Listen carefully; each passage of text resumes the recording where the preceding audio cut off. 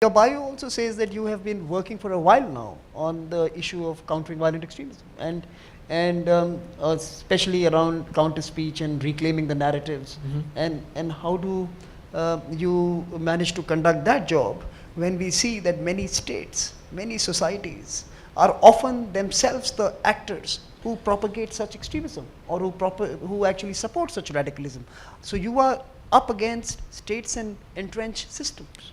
That's right. And so there's two aspects that we have to do. When it comes to state-sponsored terrorism, state-sponsored violent extremism, or example, when states propagate through various mechanisms influence that that frankly is poisonous, right? Of ideologies that drive societies apart. I think there's a couple things. I think it calls for government-to-government conversations, diplomacy, tough diplomacy at times. And I think increasingly you're going to see the United States government have these conversations because we need to have these conversations. But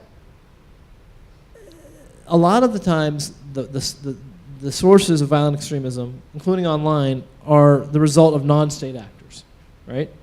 And what we need to do in response to that is because, in the United States, I know everybody in this audience will agree that we believe in an open internet that's interoperable, with multi-stakeholders, right?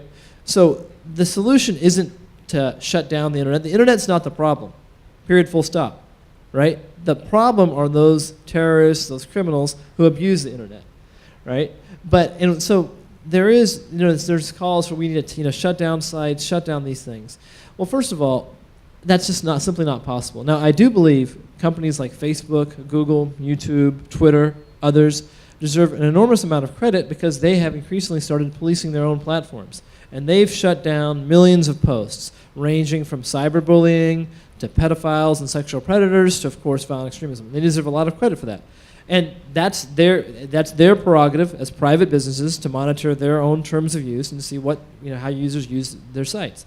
But we'll never be able to. The nature of the internet, as a general thing, the nature of the internet is that we'll never be able to shut down completely. So we have to create alternative narratives. Now, the challenge here is that governments, look, I'm Muslim in my personal capacity, but I don't have any credibility when it comes to Islam or what Islam is or what Islam isn't. I'm not an alim, I'm not a religious leader, right? And so governments, we understand the threat, we have the intelligence, but we also recognize that oftentimes those people that are best suited to create and disseminate alternative narratives are civil society, religious leaders, parents, young people. Now, the image that these non-state actors, the propaganda they use is very black or white. You're with us or you're against us. Unless you believe what I do, you're a kafir, right? And they paint a very seductive picture. It's very black and white. I think one way that we can reclaim the online space, and we mean the international community, not just government, but all of us, is by building the capacity of those people who have a story to tell. They just need help telling it. Look, Muslims, we have a story to tell, right? Sometimes people just need help telling it. And the story could include victims' narratives. It can include parental appeals, mothers who've lost their sons to ISIS, humor and snark. There's a terrific Facebook report out that I think we'll discuss a little bit, but one of its findings was that humor can play an important role. Myth busting. People say that you'll come over here building the so-called caliphate and you'll have this incredible experience, when in reality you're cannon fodder, right?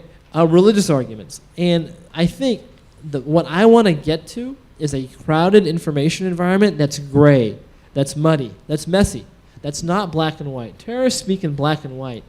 What I'd like to see, because there's no single silver bullet, is a muddy, gray, messy information environment, so when a young person goes online looking for answers, he or she, most likely he, is going to find a number of different results. And there'll be some doubt, there'll be some complexity, because I do think that ultimately that will help the terrorists get their propaganda out.